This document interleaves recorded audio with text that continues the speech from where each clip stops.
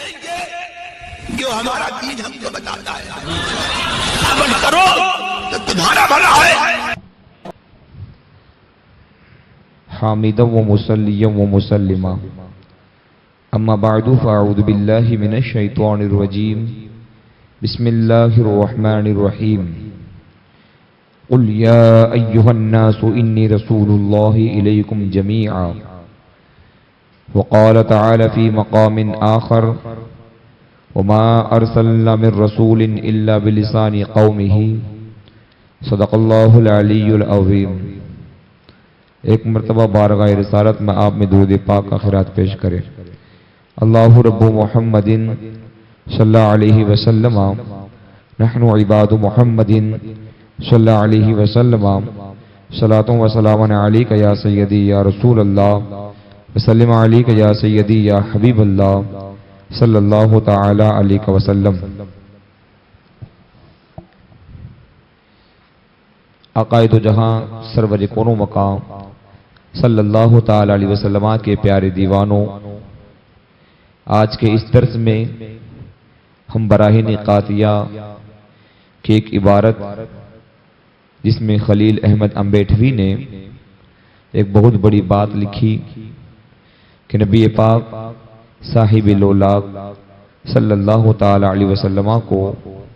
اردو خوانی اور اردو زبانی دارالعلوم دیوبند کے علماء کرام سے سیکھنے کو ملی. براہین قاطیہ کے اندر خلیل احمد امبیٹوی نے اس بات کا ذکر کیا ہے. آئیے ہم اس بات کو قرآن پاک کے تناظر میں دیکھیں کہ واقعی کیا رسول پاک علیہ الصلوۃ والسلام نے اردو زبان علماء دیوبند سے سیکھی ہے یا پھر اپنے خالق و مالک اللہ وحدہ لا شریک سے آپ نے اردو زبان کیا کائنات کی ہر زبان سیکھی ہے. تو اللہ رب العزت قرآن مقدس میں ارشاد فرماتا ہے وَإِن مِّنْ أُمَّةٍ إِلَّا خَلَا فِيهَا نَذِيرٌ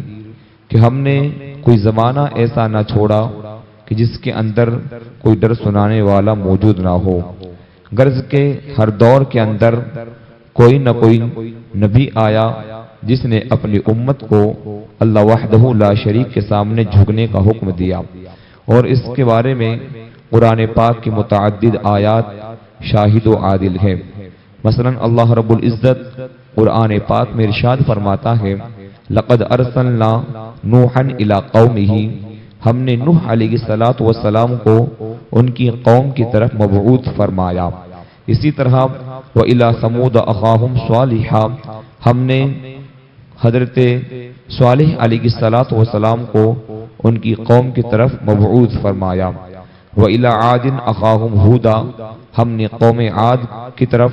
حضرت ہود علیہ الصلوۃ والسلام کو بھیجا. اسی طرح اللہ رب العزت ارشاد فرماتا ہے وإلی مدین اخاہم شعیبا اور قوم مدین کی طرف ان کے بھائی حضرت شعیب علیہ الصلوۃ والسلام کو بھیجا. اسی طرح اللہ وحدہ لا شریک قرآن پاک کے دوسرے مقام پر ارشاد فرماتا ہے وَتِلْكَ حُجَّتُنَا آتَيْنَاهَا إِبْرَاهِيمَ عَلَىٰ قَوْمِهِ یہ ہماری نشانیاں ہیں جس کو لے کر ہم نے ابراہیم علیہ السلام کو ان کی قوم پر بھیجا. اسی طرح اللہ رب العزت نے حضرت موسیٰ علیہ السلام کا ذکر کیا تو اللہ نے قرآن پاک میں فرمایا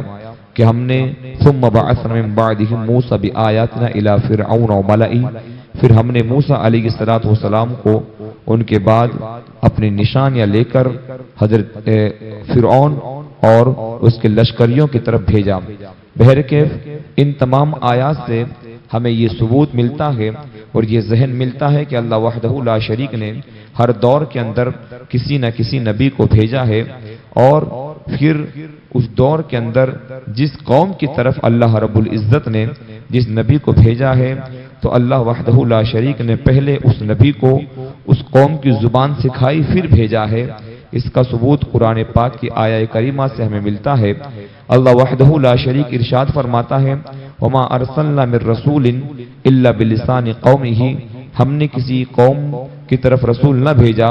جب تک کہ ہم نے انہیں اس قوم کی زبان نہ سکھا دی۔ یعنی جب بھی ہم نے کسی قوم کی طرف کسی رسول کو بھیجا تو ہم نے اس کو اس کی زبان دے کر بھیجا تاکہ اس قوم کی زبان میں وہ ان سے گفتگو کر سکیں اور ان کے ساتھ جو بھی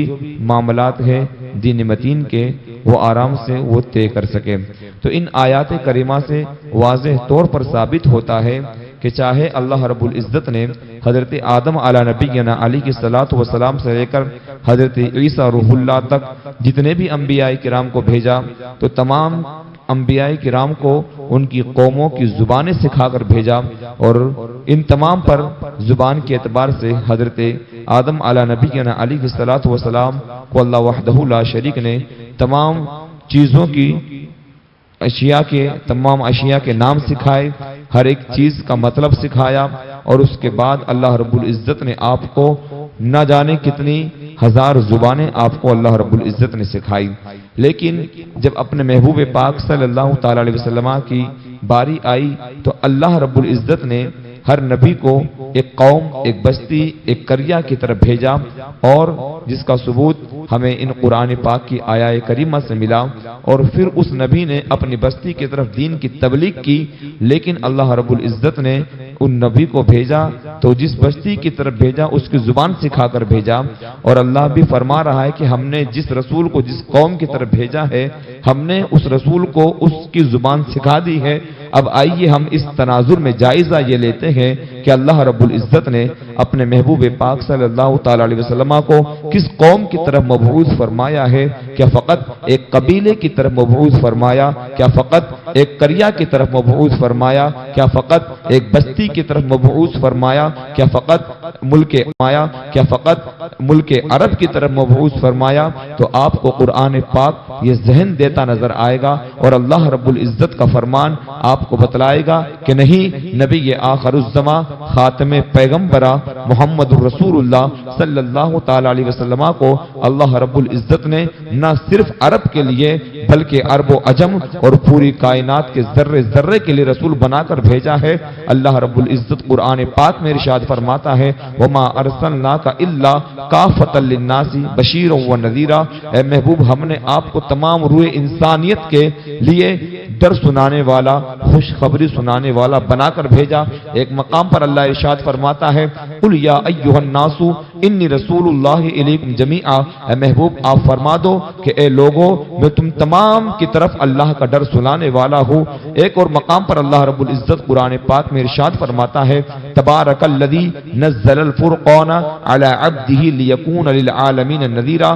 پاک ہے وہ ذات جس نے اپنے بندے محمد عربی صلی اللہ تعالی وسلم پر قرآن اتارا لیکون للعالمین نذیرا، تاکہ اب یہ ایک عالم کو نہیں تمام عالم کو ڈر سنانے والا ہو۔ تو اب ان تمام آیات کریمہ سے مکمل طور سے واضح ہو گیا اللہ رب العزت نے اپنے محبوب پاک صلی اللہ تعالی علیہ وسلم کو صرف ایک ملک یا صرف ایک بستی یا ایک گاؤں کی طرف نہیں بھیجا ہے، بلکہ حضرت آدم علی نبینا علیہ الصلوۃ والسلام سے لے کر صبح قیامت تک آنے والی انسانیت کے لیے آپ کو رسول بنا کر بھیجا، اور نہ صرف رسول